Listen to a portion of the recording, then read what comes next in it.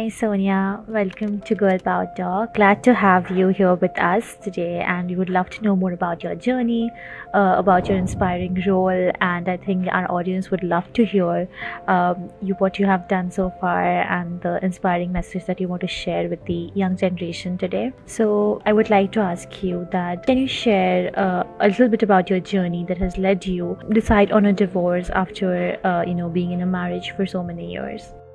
First of all, thank you for having me on.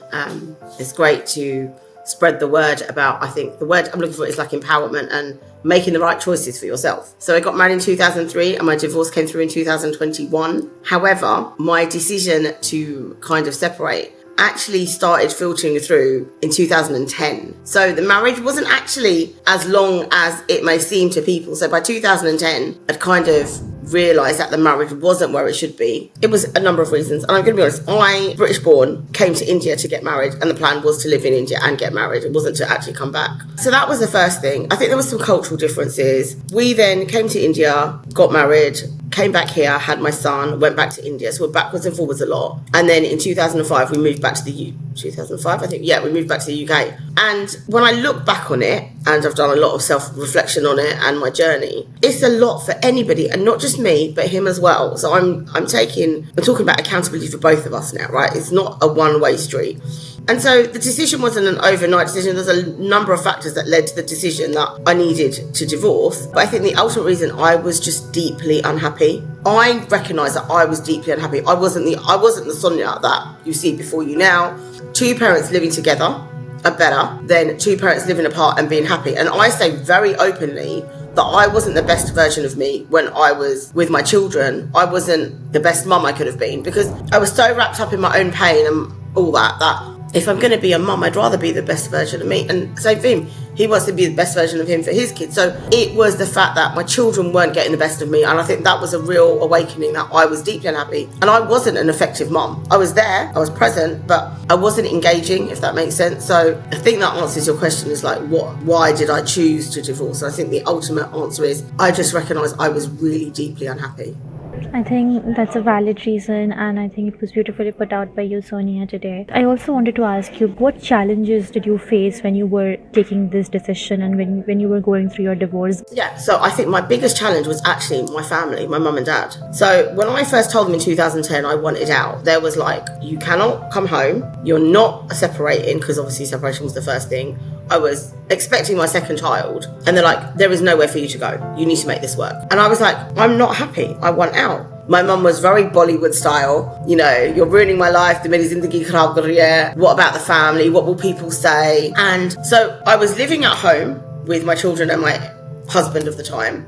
And I'd go to my mum and dad's, and there would be like this eruption of arguments with my mum. And my dad would say, go home, just go home, like, just leave. But what was I going home to? I was going home to exactly the same. So that was the really difficult bit, is actually working through the dynamics with mum and dad, and then living in that same house with somebody I didn't want to be with anymore, and probably vice versa. They were in his corner. So my biggest battle was actually trying to get my parents to understand me. And in that dynamic, the problem was me and my mum always had a rocky relationship. She may say to you, I'm proud of you, but deep down inside, nah, she would have rather me have stayed. Of course, like, you know, why bring divorce to the family? Why bring divorce to the door? The divorce was difficult. Making the decision to divorce wasn't an overnight thing, but my biggest challenge was my mum and dad, without a doubt. Definitely, and I think a lot of women the most difficult challenge that they go through in the entire process is convincing their relatives or their family. I think your story here would give a lot of perspective to these parents, that you know how important supporting your children are in their decisions, because they are adults and they have put a lot of effort, and then only they have taken a decision. I think that's truly shining through the story that you're sharing today. But I think one of the legendary things about you is your divorce party. So can you share a little bit about how you came up with this idea, and what kind of message did you want to spread out with the entire party? So the first thing is, I wasn't spreading any message to anybody. This was in September 21, so COVID had just kind of lifted, and so mum and dad are older, so they were very cautious about coming to this big affair. And I say big, there was about 150 people there. And so what happened is, my divorce came through in the March and my ex-husband had moved out. And what it was is for the whole 10 years or 12 years, we were all like together in this one roof, in this very difficult environment. My children really hadn't had their friends over. My friends wouldn't come over. Like, I didn't want to be in this environment. Why would I invite my friends over? So as you can probably see, I'm a very social person. So I was like, I need to celebrate. And so the plan was July the 3rd is my birthday. So I thought, right, I'll have the party in July. But the COVID restrictions in the UK were like, you can have like 20 people or 50 people. And I said to my son, Mikhail, there is no way I can pick a handful of like 50 people. It's just not going to work. I think it was a Sunday. It was definitely a Sunday. I said, this date looks good. So I messaged like my girls, your core girls. I said, are you free on this date? They were like, yeah. I said, okay, just save the date. And I was going to call it like a freedom party because I was going to do it around July 3rd, 4th, which is Independence Day. So, well, in the States, not here. But I was just putting everything together. August was an option, but it was called an independence party. I think I was trying to go down that route, and literally I put this party together, and it was a bit extravagant. It was all very colourful, bold. I had a unicorn bouncy castle, candy floss for the kids. I had a mobile cocktail bar. It was all very, very pink and colourful, I think, right? And I think my idea was I wanted to say thank you to everyone that had supported me over that period of time. Like, I'm not lying, I would cry every day. Somebody in that circle heard me cry every day because I was so unhappy. So I want to say, look, thank you for your support. Here I am, I've come out the other side, I'm doing really well, and I have all the kids over. So it was like a family affair. It wasn't like a adult rave or anything. And that was it. It was just a celebration, I think, of me coming out, or us coming out the other side, being happy, being the old me, and saying thank you. It was just like, I'm back. This is me and I'm back. And that was it. It was about, I think what I'm looking at is celebrating me. But then it all flipped on its head when my friend bought me a sash that said just divorced. And then somebody put it on their social media, and that's when it blew up. That's actually a very nice story. And in fact, I think the color pink suits you. Thank you. And I think the colorful theme really added to it, because I remember seeing a lot of reels and articles on the same, and I was like, oh my god, like this sounds like completely new thing, an amazing thing to celebrate. So Sonia, I also wanted to ask you, like, I know it might be difficult, but how did you bring up the news to your children, and has the dynamics changed ever since?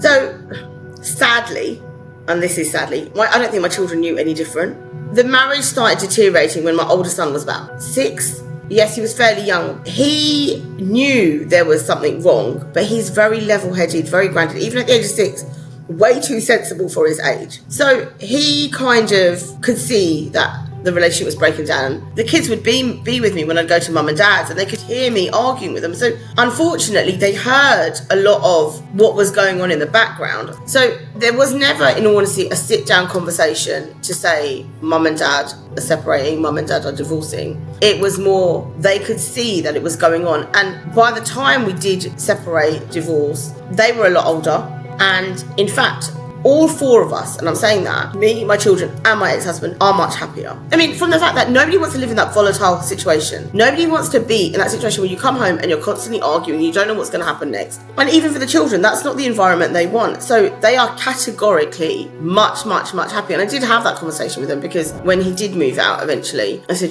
this is what's going to happen. And obviously all they wanted to know was, right, I'm going to have this room, I'm going to do this room, I'm going to do this. They were very positive about it because they knew it was the right thing for all of us. So they didn't know any different. That's quite sad that they never saw what a loving relationship should be like. And that is quite difficult to, say that they never saw what mum and dad, were like before. If you've got children and you are going through this process, ideally the way to approach it is both parents sit down with the children and have a very honest conversation, like, mum and dad still love you, this is not your fault, this is not a reflection of you, this is nothing to do with you, mummy and daddy don't get on anymore, but we still both love you very much, and we are still both going to be your mum and dad. But unfortunately, not many couples can do that, because it becomes so bitter. And that is where I think it does really impact the children. I'm very lucky. Touch wood, my children have not been impacted in such a way. They're both doing great. They're both getting on with it and they're thriving. But if you're coming into an environment where parents aren't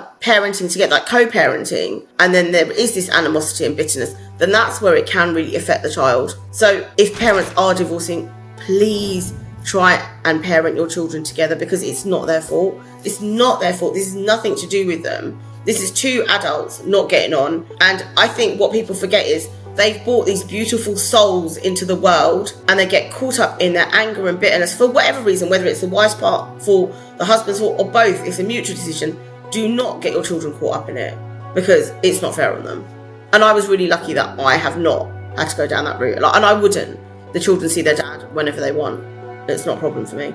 In fact, I'm like, you go see your dad, I can go and do my own thing, right? You know, why not take advantage of it? I think that's a beautiful way of putting it out. I think the fact that co-parenting is very necessary and taking your children's emotions into consideration throughout the entire process, I think that's very phenomenal advice that you have given today. I also wanted to ask you with one last question, that what other advices would you like to share with women, especially to overcome the societal pressure and prioritizing their own happiness while going through their journey of divorce, especially because divorce is often stigmatized in our society. So I'm not here promoting divorce. That's the one thing I think I need to put out there. I'm not saying, oh my God, everyone should get divorced. Absolutely not. My situation was one where I was so deeply unhappy that I'd lost myself as a person and my children were not living in a happy environment. That was my reason. But also, I left the family business and I started rebuilding my life and getting my career back. So financial independence is really important, because even say you do get a divorce and you're not financially independent, you are then relying on your ex-partner to fund your life. And the moment he wants to say, do you know what, I'm not giving you any money, what are you going to do? So I have a number of clients that say to me, we're going to get divorced and I want this much in alimony and I want this much as maintenance. And I said, yeah, but that's fine. But if you are solely relying on that income from your ex-husband, that can turn sour at any point, and then you are going to be stuck. If you're in a situation similar to myself and you're just unhappy, I'm not saying just unhappy, but you are unhappy with your life and what is going on, the first thing to do is find your independence. You are going to divorce, but you're still going to be beholden to that person. You're still going to be controlled by your ex-partner. So quite frankly, why divorce if you're still going to be controlled? The first step to making that choice and making that decision is, can you do this financially independently to a point that you are able to hold your own, you are able to support your children? Because for me, it was pointless being divorced and then having to put my hand out and say, I need some money. It defeats the object. The thing that I tell a lot of my friends, clients, is why. Look at the deep reason why. What you think your life is going to be like after divorce, and is it realistic? So for me, if you are strong in your choice, the decision you make, then it doesn't matter what anybody says. So if people are saying, oh my God, look at her, she's divorced, I don't care. I know I did the right thing for me. I know I did the right thing for my children. And I know my mum will never fully accept it, but I know 100% I did the right thing for me. I think the fact that you know and you have taken a decision and you stand by it is wonderful. And also, Sonia, I think reiterating the importance of financial independence, be it if you are married, be it if you are divorced, be it in general, I think it's a super important phenomena. I think that's what gives you the confidence and agency of your own life and to live according to your own terms and not rely on anybody else. I think that's a super important thing, especially for many South Asian women out here. With this, we come to the end of our questions, but I thank you so much, Sonia, for joining in. You're very welcome. It was beautiful having you here, and I think the audience will really resonate with your story, and I'm sure we will be filled with a lot of positive comments on the same. So yeah. Oh, thank you for having me. It's been really nice. Thank you.